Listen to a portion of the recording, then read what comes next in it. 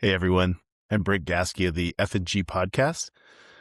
And today I want to do something. I think we're going to try a short little series called Field Notes. And it's basically things that we are learning as new authors and trying to figure out. And I think it's going to be a lot of fun. So I hope you come along for the ride. It's going to be short.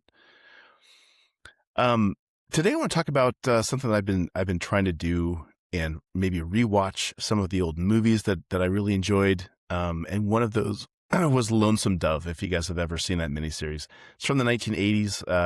Definitely has I think it's aged well. One of those things I think everyone needs to watch. It's a defining thing in Americana that I think is just lives in our cultural zeitgeist. So worth the watch if you haven't seen it yet. I want to talk about no cheap wins today.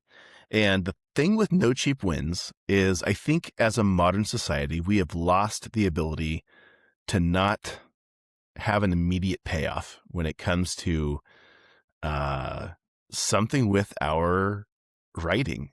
We have immediate payoffs. Everything is quick. Everything is easy. And rewatching this from, I think it's 1989 is when this was made. It really made me feel like McMurtry, the author, pulled off something that we just are not capable of anymore. And I want to see us go back to that. So a couple things with that. As an audience, I think we're used to instant rewards. And that's just kind of how we are. We lean into that. We are used to having something happens and then 10 seconds later, the payoff happens. And it's hard for us to kind of get over that thing, in our modern world. When I went back and I watched Lonesome Dove, I tried to watch it through the eyes of a writer and not necessarily the eyes of an audience member. And that gave me a little bit deeper understanding of how the machinery works, right? Like what was the intention that the author was trying to convey when he did the things that he did. And there's one scene in that I forget how long the series is. I think it's like 6 hours of a mini series from the 80s.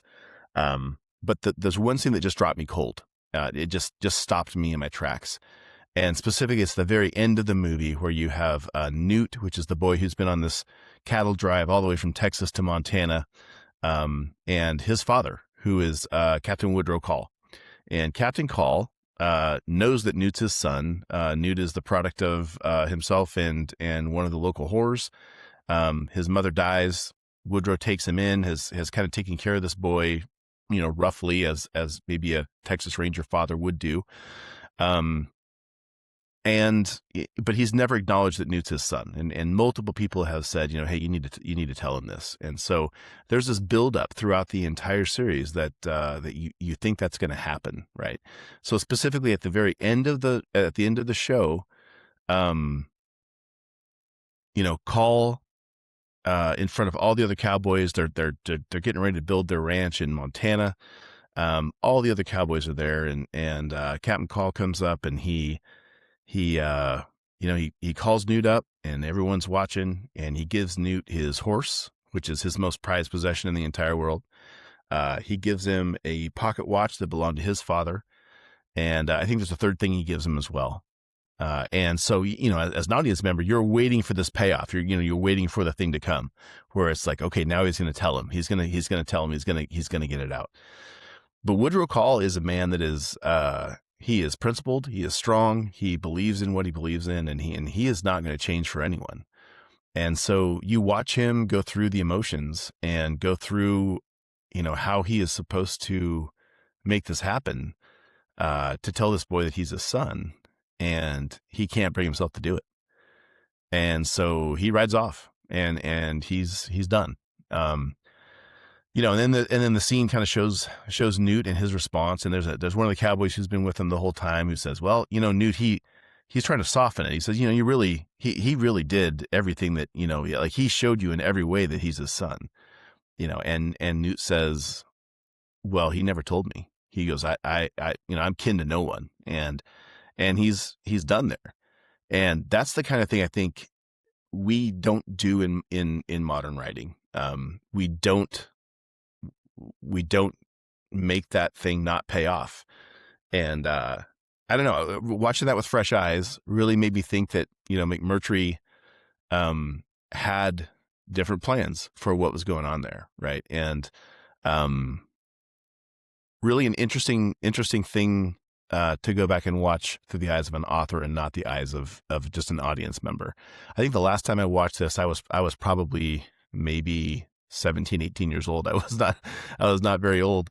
So you're watching it as a young man, and man, I remember just feeling so disheartened that didn't happen. And then going back and watching it now, and I'm like, what a cool thing that he did there, as far as character building and as far as world building and as far as actually making that world of, the 18 whatever's come into life. I was just amazed by how he did that. So I'm trying to read through my notes and see exactly what I had here.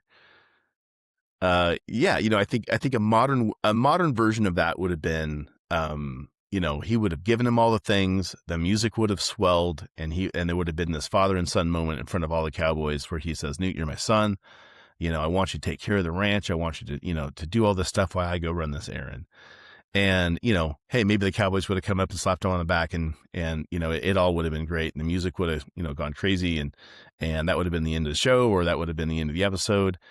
And it didn't happen. And I think rightly it didn't happen. Just an interesting way to go about that. And it really has me stopping and thinking about what I do with my characters, and am I offering them cheap wins instead of the hard scars that are going to make them into the characters that they need to be. So if you guys have an episode or a scene or a favorite movie that just speaks to you and that you wrestle with, and that kind of defines maybe some of your writing, I would love to hear about that in the comments. If you guys have something that you want to go through and share with everybody, I would sure appreciate that. And we're going to come back on part 2, and I'm going to talk a little bit about the scars that form from those kind of decisions and what we can do with them. So, hey, thanks for joining me. I hope everybody loves it, and you guys have a great day. Thanks.